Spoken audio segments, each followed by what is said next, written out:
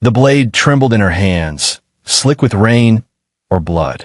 All around them, the arena was silent, too silent. She had trained for this moment her entire life. She had watched monsters fall. She had buried friends who screamed her name as they died. Now he knelt before her. Broken armor, shackled wrists, a defeated smile. "Any last words?" she asked, her voice cracking under the weight of justice. He looked up at her, calm, almost amused, not afraid, not begging. Instead, he smiled wider. "You're holding it wrong." The crowd inhaled as one. Her grip tightened. Her heart skipped, because in that instant, she realized he wasn't looking at her face. He was watching her hands. And suddenly, the blade felt heavy, like it had never belonged to her at all. The rain didn't fall. It hung, thick and metallic, clinging to the floodlights of the execution arena like the breath of ghosts. Water ran down the obsidian stone beneath her boots, carrying old blood into the drains carved by hands long dead. This place had been built to end stories. Her story was supposed to end here too. She stood at the center of the circle, hood soaked, fingers numb around the hilt. The blade was longer than her forearm, forged from star steel, scavenged from a fallen cruiser. It hummed softly, reacting to her pulse, to her fear. It always did that at the worst moments. Across from her, he knelt. Human. The words still felt strange in her mouth. They had dragged him in chains, beaten him until one eye had swollen shut, cracked 2 ribs for good measure. His uniform, if it had ever been one, was in tatters, marked with sigils of 6 species who had lost soldiers to his kind. They called him a butcher, a rebel, a disease. She had watched the recordings. Human ships ambushing convoys twice their size. Human soldiers charging plasma lines with nothing but steel and screaming lungs. Human hands pulling pins, pushing detonators, holding the line long after logic said run. That was why the council had chosen her. Not because she hated humans most, but because she had survived them. The announcer's voice had boomed earlier, echoing off the stone. Executioner Kael'thra, Blade of the Dominion. A title carved into her bones by years of war. She remembered her first kill. She'd been 15 cycles old. A human scout who had tried to surrender too late. She still dreamed of his eyes, wide, terrified, furious that death had come wearing her face. Tonight was different. Tonight, the human hadn't fought. When they'd thrown him down, he hadn't resisted, hadn't cursed, hadn't even looked angry. He had simply looked around, as if memorizing the arena, as if this was just another battlefield to be studied. That should have terrified her. She raised the blade anyway. "Any last words?" she asked, because ritual demanded it, because the crowd demanded it, because the dead demanded it. He lifted his head. Rain streaked through his dark hair. Blood ran from the corner of his mouth, but his smile cut through it, sharp, knowing wrong. One good eye fixed on her. "You're holding it wrong." The words slid into her like ice. The crowd stirred. Murmurs rippled through thousands of throats. Mockery was forbidden here. Defiance earned a quicker death. He knew that. She stepped closer, boots splashing. "Silence," she said. "You die by the blade you fear." He chuckled softly, then coughed, spitting red into the rain. "No," he said. "I die by the blade you don't understand." Her fingers tightened. The blade hummed louder. She had studied every form. Dominion combat manual, cérémonial exécution, battlefield décapitation. The grip was correct. The angle was perfect. One clean strike. No softening. Yet something in his gaze crawled under her armor. "You think this is about strength," he continued, voice low but clear. "Or revenge. Or making an example." He leaned forward slightly, chains clinking. The guards tensed, weapons rising. But blades don't care about any of that. She raised the edge to his neck. Close enough now to see the scars. Old burns, shrapnel marks, a faded tattoo on his collarbone in a language she didn't know. "Last chance," she said. He inhaled slowly, deep, like a soldier before a charge. "Humans don't build weapons," he said. "We build lessons." Her breath caught. A memory surged unbidden, an outpost on Vel Prime. Night sky ripped open by fire. A human ship, half its hull gone, still ramming forward. Her squad screaming as gravity failed. The way the human captain had stayed on the bridge, smiling through blood, steering straight into them. "You're stalling," she snapped, though she wasn't sure who she was convincing. He smiled again, smaller this time, sadder. "No," he said. "I'm teaching." The blade's hum changed pitch. Her wrist tingled. She glanced down, just for a heartbeat, and saw faint glyphs crawling along the star steel. Patterns she had never noticed before. Patterns reacting not to her, but to him. The crowd didn't see it, but the blade did. And suddenly, Kael'thra understood the fear she had buried for years. This human hadn't come here to die. He had come here to prove something. And she was standing exactly where he wanted her. The glyphs pulsed once, slow, deliberate, like a heartbeat that wasn't hers. Kael'thra's breath shortened. Star Steel didn't behave like this. It resonated with neural intent, yes, with adrenal spikes and battle focus, but never with another being. Never across a distance. Never across species. The human noticed the shift instantly. His eye flicked to the blade, just for a fraction of a second. Long enough. "There it is," he murmured. "You feel it now." "Guards," Kael'thra said sharply, though she didn't step back. "Silence him." They hesitated. That hesitation, barely a blink, rang louder than any alarm. Dominion guards did not hesitate. They were bred, trained, conditioned beyond doubt. The human smiled at that too. "You really shouldn't have armed her," he said to the crowd, voice carrying farther than it should have. "Not with that." A shock baton cracked into his spine. His body jerked, chains rattling, but the smile stayed. Kael'thra lowered the blade a fraction. "Explain," she demanded, hating the tremor in her voice.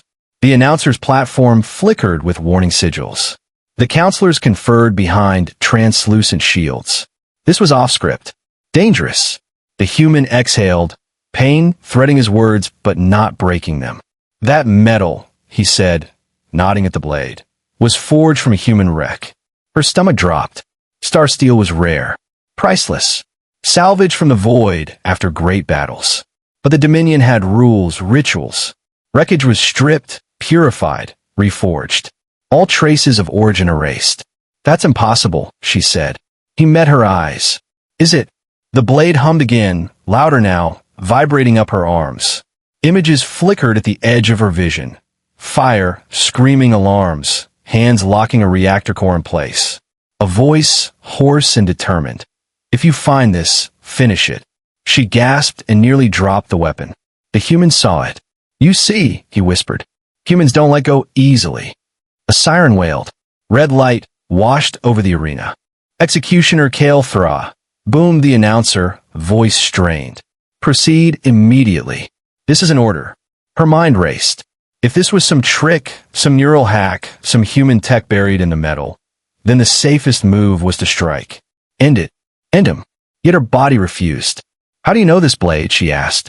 He tilted his head, rain running down his cheek. "Because I helped build the ship it came from." The crowd erupted. Outrage. Laughter. Disbelief. Humans liet. Humans buesta.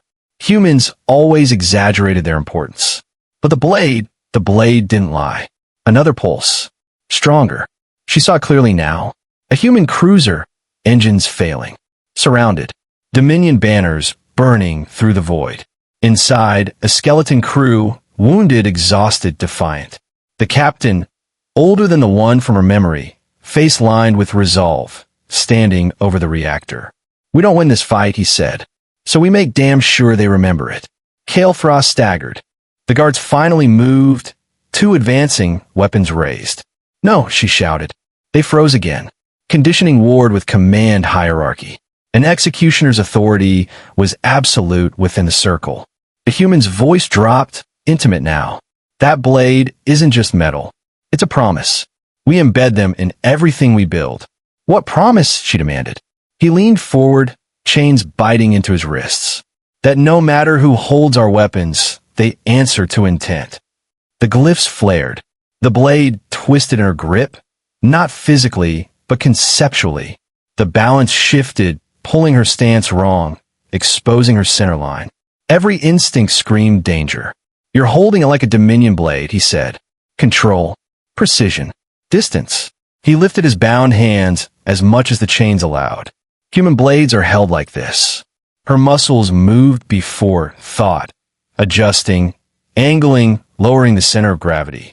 The blade settled. The hum softened. Warmer.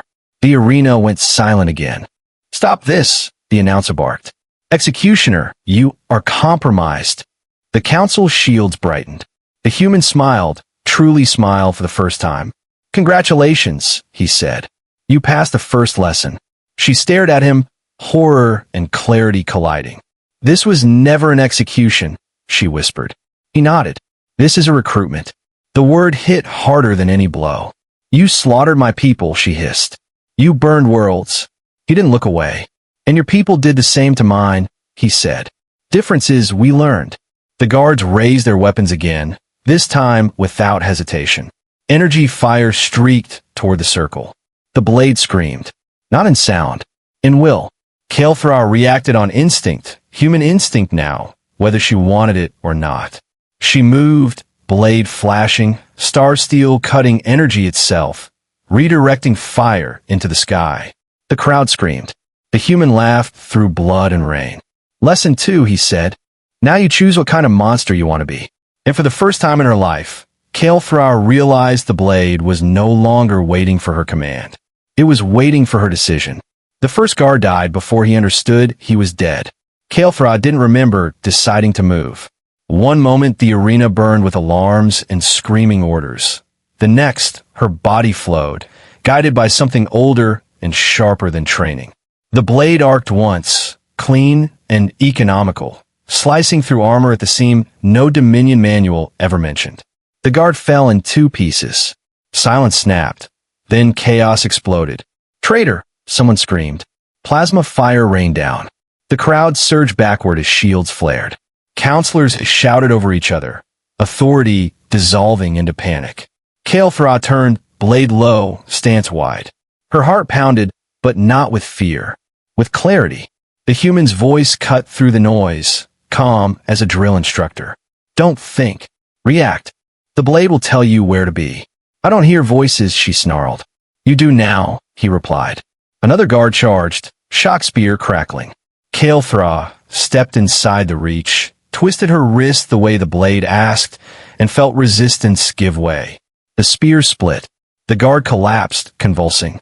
She spun, deflecting fire she couldn't see until the blade pulled her arm.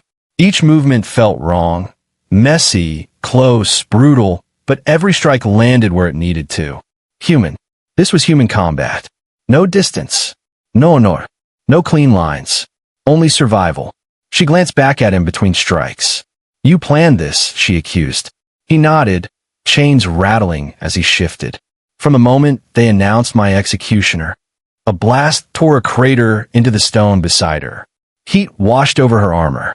"You let yourself be captured?" "Of course," he said. "Dominion executions are broadcast across 17 systems.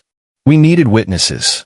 She severed a guard's arm at the elbow, spun, and kicked him into another attacker.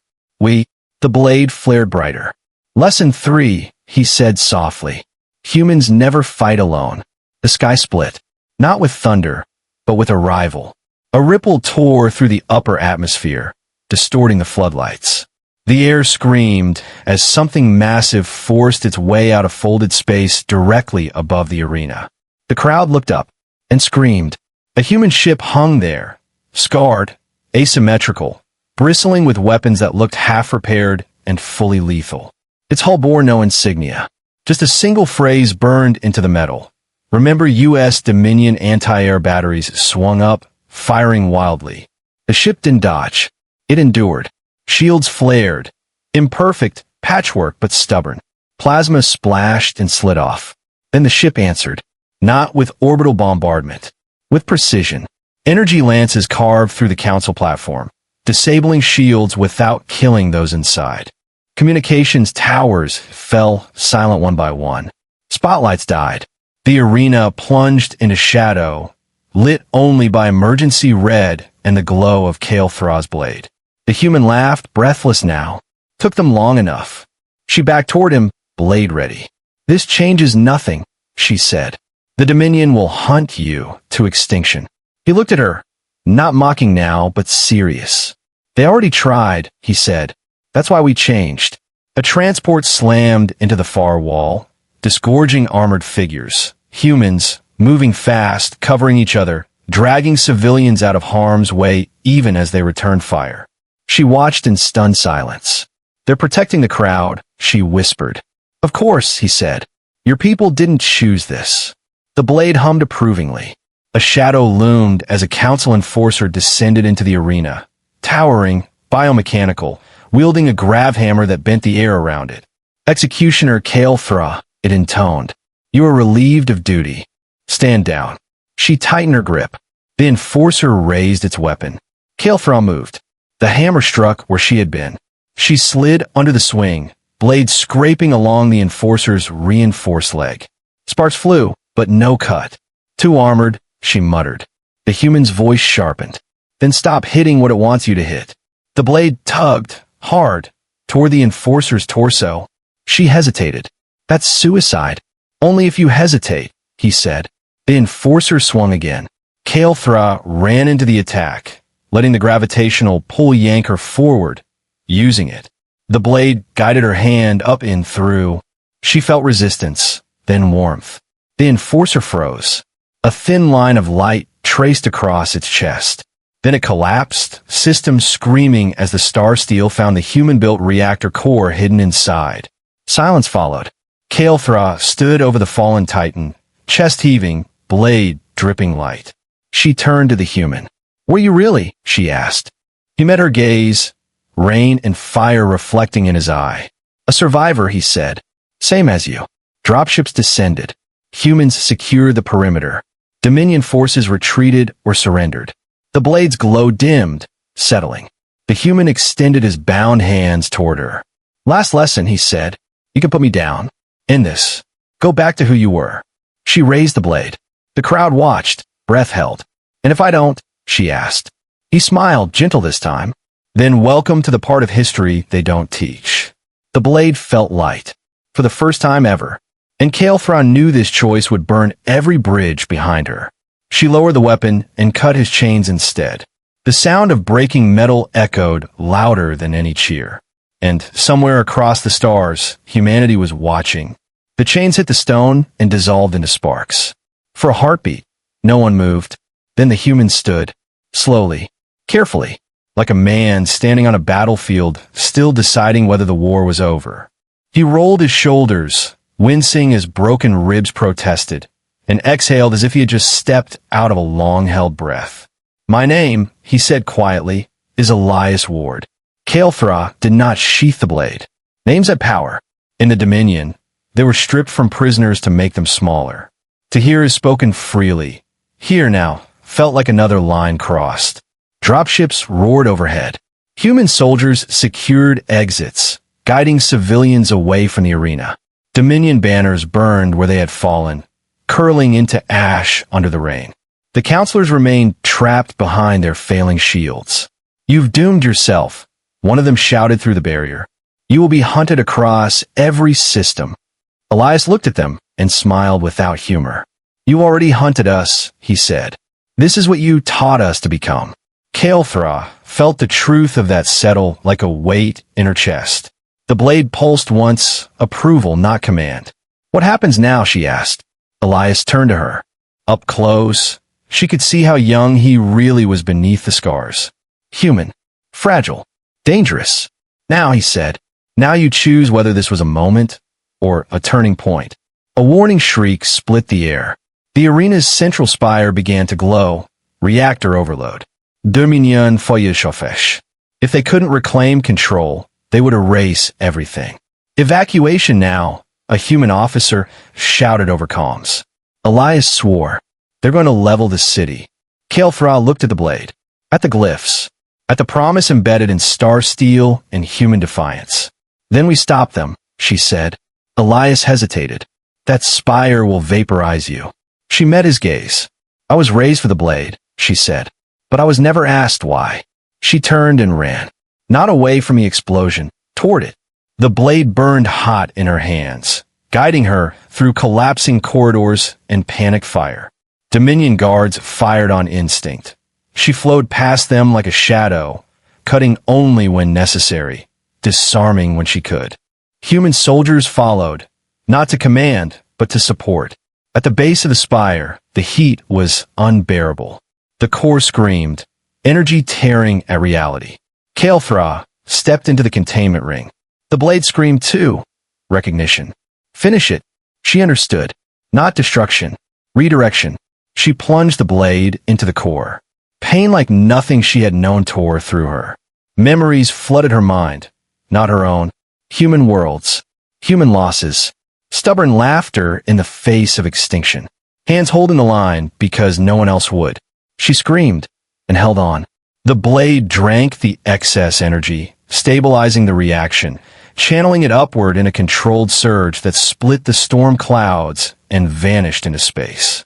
Silence fell, then rain. She collapsed to her knees. Elias caught her before she hit the ground. For a long moment, the universe seemed to hold its breath. Then cheers rose, not from humans alone, but from Dominion civilians who had watched their executioner choose to save them instead. The Council's shields failed. They did not speak. They did not need to. Their power was over. Hours later, dawn broke over a city that should have been ash. Kael'thra stood on a transport platform, wrapped in a human cloak, the blade secured at her side. Human and Dominion wounded were treated together. Barriers fell, not all but enough. Elias stood beside her, looking out at the horizon. You know they'll call you a traitor, he said. They already did, she replied. Before today. I just didn't know it. He nodded. What will you do? She asked. He considered. We keep going, he said. Not as conquerors. Not as victims. As something harder to erase. She looked down at the blade. And me? Elias smiled. You're holding it right now. Across the stars, the broadcast spread. The execution that became a rebellion. The blade that chose intent over obedience. The executioner who refused to finish the story the way it was written. And on 1,000 worlds, oppressed voices whispered the same word. For the first time with hope instead of fear. Humanity. Not as a species, but as a choice.